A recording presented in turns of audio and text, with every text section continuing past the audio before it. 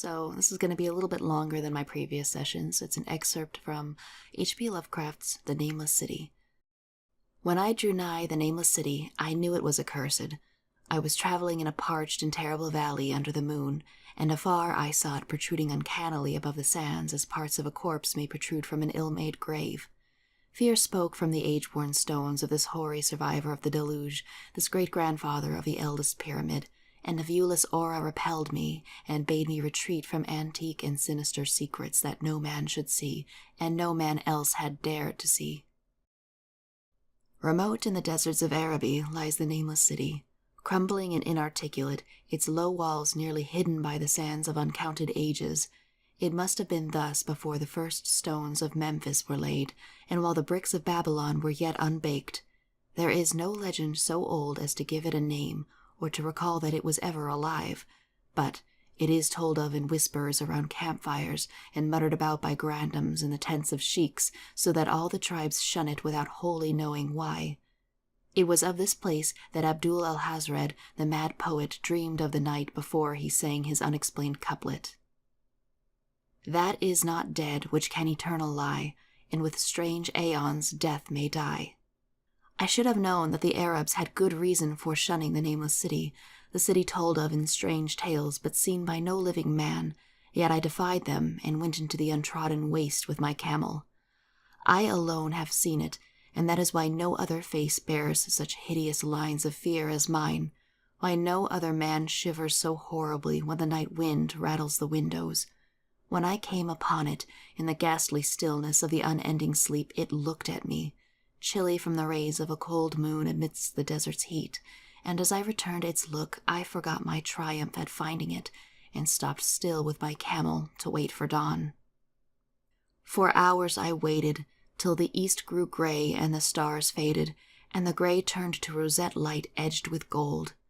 I heard a moaning, and saw a storm of sand stirring among the antique stones, though the sky was clear and the vast reaches of desert still. Then, suddenly above the desert's far rim, came the blazing edge of the sun, seen through the tiny sandstorm which was passing away, and in my fevered state I fancied that from some remote depth there came a crash of musical metal to hail the fiery disk as Memnon hails it from the banks of the Nile. My ears rang and my imagination seethed as I led my camel slowly across the sand to that unvocal place, that place which I alone of living men had seen. In and out, amongst the shapeless foundations of houses and places I wandered, finding never a carving or inscription to tell of these men, if men they were, who built this city and dwelt therein so long ago. The antiquity of the spot was unwholesome, and I longed to encounter some sign or device to prove that the city was indeed fashioned by mankind. There were certain proportions and dimensions in the ruins which I did not like. I had with me many tools and dug much within the walls of the obliterated edifices, but progress was slow, and nothing significant was revealed. When night and the moon returned, I felt a chill wind which brought new fear, so that I did not dare to remain in the city. And as I went outside the antique walls to sleep, a small sighing sandstorm gathered behind me, blowing over the gray stones, though the moon was bright and most of the desert still. I awakened just at dawn from a pageant of horrible dreams, my ears ringing as from some metallic peal. I saw the sun peering redly through the last gusts of a little sandstorm that hovered over the nameless city, and marked the quietness of the rest of the landscape.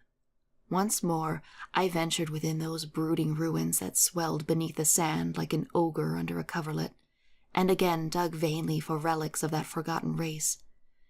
At noon I rested, and in the afternoon I spent much time tracing the walls and bygone streets, and the outlines of the nearly vanished buildings. I saw that the city had been mighty indeed, and wondered at the sources of its greatness. To myself, I pictured all the splendors of an age so distant that Chaldea could not recall it, and thought of Sarnath the Doomed, that stood in the land of Nar when mankind was young, and of Ib, that was carven of grey stone before mankind existed. All at once, I came upon a place where the bedrock rose stark through the sand and formed a low cliff, and here I saw with joy what seemed to promise further traces of the antediluvian people. Hewn rudely on the face of the cliff were the unmistakable facades of several small, squat rock houses or temples whose interiors might preserve many secrets of ages too remote for calculation, though sandstorms had long effaced any carvings which may have been outside. Very low and sand-choked were all the dark apertures near me, but I cleared on with my spade and crawled through it, carrying a torch to reveal whatever mysteries it might hold. When I was inside, I saw that the cavern was indeed a temple, and beheld plain signs of the race that had lived and worshipped before the desert was a desert. Primitive altars, pillars, and niches, all curiously low, were not absent, and though I saw no sculptures or frescoes, there were many singular stones clearly shaped into symbols by artificial means. The lowness of the chiseled chamber was very strange, for I could hardly kneel upright, but the area was so great that my torch showed only part of it at a time. I shuddered oddly in some of the far corners, for certain altars and stones suggested forgotten rites of terrible, revolting, and inexplicable nature, and made me wonder what manner of men could have made and frequented such a temple. When I had seen all that the place contained, I crawled out again, avid to find what the temples might yield. Night had now approached, yet the tangible things I had seen made curiosity stronger than fear, so that I did not flee from the long moon-cast shadows that had daunted me when I first saw the nameless city. In the twilight, I cleared another aperture with a new torch and crawled into it, finding more vague stones and symbols. Though nothing more definite than the other temple had contained, the room was just as low, but much less broad, ending in a very narrow passage crowded with obscure and cryptical shrines. About these shrines I was prying when the noise of a wind and my camel outside broke through the stillness and drew me forth to see what could have frightened the beast. The moon was gleaming vividly over the primitive ruins, lighting a dense cloud of sand that seemed blown by a strong but decreasing wind from some point along the cliff ahead of me. I knew it was this chilly, sandy wind which had disturbed the camel and was about to lead him to a place of better shelter when I chanced to glance up and saw that there was no wind atop the cliff. This astonished me and made me fearful again, but I immediately recalled the sudden local winds that I had seen and heard before at sunrise and sunset, and judged it was a normal thing. I decided it came from some rock fissure leading to a cave, and watched the troubled sand to trace it to its source, soon perceiving that it came from the black orifice of a temple a long distance south of me, almost out of sight.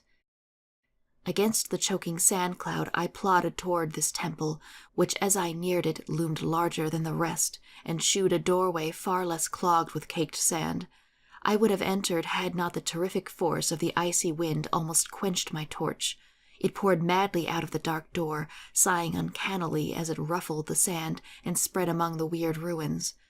Soon it grew fainter, and the sand grew more and more still, till finally all was at rest again. But a presence seemed stalking among the spectral stones of the city, and when I glanced at the moon, it seemed to quiver as though mirrored in unquiet waters. I was more afraid than I could explain, but not enough to dull my thirst for wonder. So, as soon as the wind was quite gone, I crossed into the dark chamber from which it had come. All right, so that was about 1/3 of H.P. Lovecraft's The Nameless City. I think I'll put a pin in it here and resume it in some other session. I hope you enjoyed.